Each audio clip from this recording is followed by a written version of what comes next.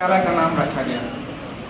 मुझे बहुत ही फक्र है कि सिवनी जिले के जिस अग्रणी महाविद्यालय के प्राचार्य पद का दायित्व मुझे मिला है वह राजा शंकर साहब विश्वविद्यालय के क्षेत्र अधिकार में स्थित है।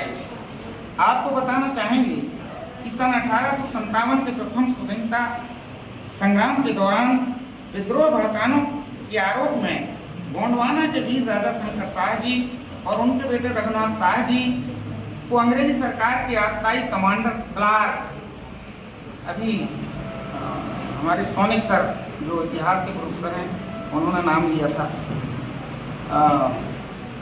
आबकारी कमांडर क्लार्क ने तोप के मुंह पर बांध कर उड़ा।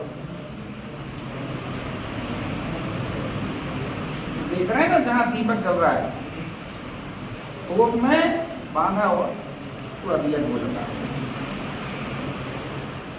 अमर शहीद राजा शंकर शाह और उनके बेटे रघुनाथ शाह जी के बलिदान को हम नमन करते हैं और मुझे यह भी गर्व है कि मेरी जन्मभूमि और कर्मभूमि सिवनी जिला है। यह वही जिला है जिसमें 1930 के महान जंगल सत्याग्रह को कोई भूल नहीं सकता। सिवनी जिले की पूरी तहसील क्षेत्र का टूरिया, अभी हम सज्जन जी ने उल्लेख भी किया था, 70 बच्चों को लेकर हम बस में गए थे और जहाँ टूरिया के शहीद नाम रेणुबाई, मंटूबाई, 4-6 लोग थे, उनके स्मारक पे हम गए। बाकायदा राष्ट्रगान हमने करवाया, वंदे मातरम गीत गाया, फोटो सेशन हुआ। उस कैंपस की रखवाली करने वाले व्यक्ति हैं आदिवासी, उनसे हम गले मिले। वो भी पूरे गांव के लोग एकत्रित हो गए, बड़े प्रसन्न हुए और पूरा इतिहास हमारे उस पर है, इलेक्ट्रॉनिक मोड पर लाए हम नोट करके। तो हमारा सिवनी जिला भी, हमारे सिवनी जिले के आदिवासी वर्ग भी हमारी आज़ादी के इतिहास में उनका अमर नाम है, दर्ज है। ये हमें नहीं भूलना चाहिए, ये ध्यान रखें। जब कभी बच्चों आपको अवसर मिले तो टूरिया जरूर जाएं आप। हमें करना चाहिए।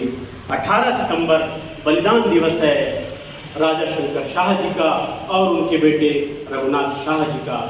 आप सब जानते हैं और मजाक में आदरणीय नाग सर भी कहते हैं, हमारे प्राचार्य महोदय भी कहते हैं, मैं भी कहता हूँ कि पहले सिवनी जो है वो रानी के पास था, अब राजा के पास चला गया। रानी दुर्गावती में हम थे, अब राजा शंकर शाह विश्वविद्यालय में आ गए हैं। तो राजा शंकर शाह कौन है? ये राजा शंकर शाह वो व्यक्ति हैं जिन्होंने देश के लिए अपना सब कुछ बलिदान कर दिया। आज की आज़ादी का संग्राम कहीं पैसों पर खेला जाता है, आज़ादी का संग्राम कहीं पैसों पर खेला जाता है या शीश कटाने का सौदा नंगे सर खेला जाता है। तो हमारे देश को पराधीनता की जंजीरों से मुक्त कराने के लिए क्या जवान, क्या बूढ़े, क्या बच्चे, क्या महिलाएं, सभी लोगों ने अपनी अपनी ऐतिहासिक और अविस्मरणीय भूमिका निभाई। समाज के अगड़े, पिछड़े और दलित वर्ग के लोगों के साथ कंधे से कंधा मिलाकर इस देश के जनजातीय लोगों ने अपने रक्त से स्वतंत्रता का दीप प्रज्वलित किया। यह कहना अतिशयोक्ति न होगा कि जनजातीय नायकों के बलिदान को याद किए बगैर ना तो आज़ादी का अमृत महोत्सव पूरा होता है और न ही भविष्य का इतिहास बनाया जाता है। हमारे देश में